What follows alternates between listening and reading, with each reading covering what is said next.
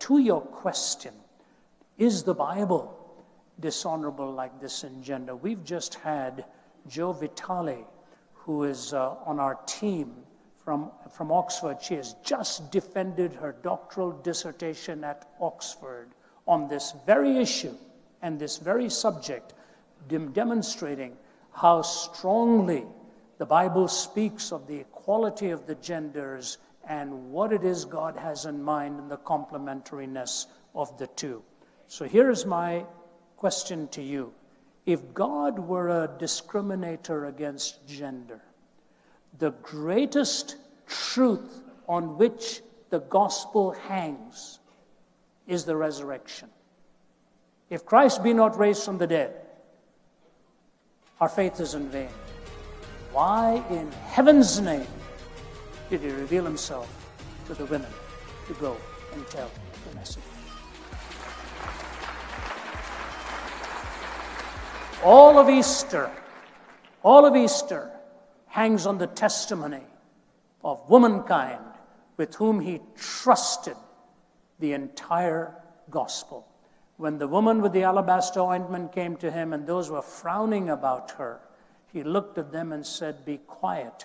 Wherever the gospel is preached, there shall also this be told, what this woman has done to me in worship." He paid her the greatest compliment, that the gospel would be carried to the ends of the earth, and this story of this woman's faith will also be told.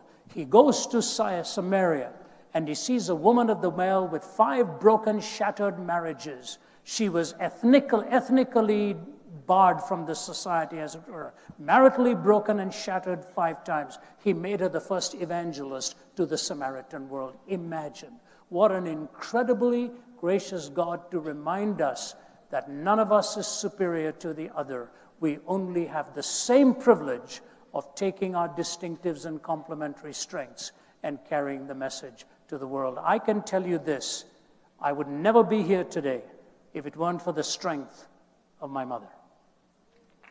And when my younger brother was 6 or 7 years old, he was dying with double pneumonia and typhoid.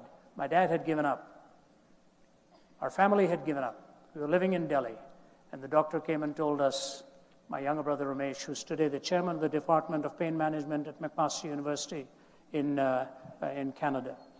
He was 6 or 7, dying. I remember seeing him as a bag of bones for the last time. I'm 6 years older than him. And I walked away from there bidding him goodbye. He was unconscious. My mother refused to leave. She refused to leave. She sat by his bedside, and we were all worn to the bone, including my dad. And so 4 of us kids packed up, taken back home, and all of us lying in bed saying, "We've just lost our youngest." My mother sat by his bedside. Whatever she was doing, I don't know, and in sheer exhaustion, for days she hadn't slept, and just by his bedside crying out to God to rescue her son.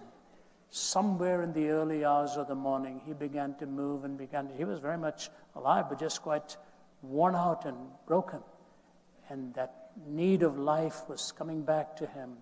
And the next day, when we all were told to come back to the hospital, his eyes were open and his whole life given fresh strength.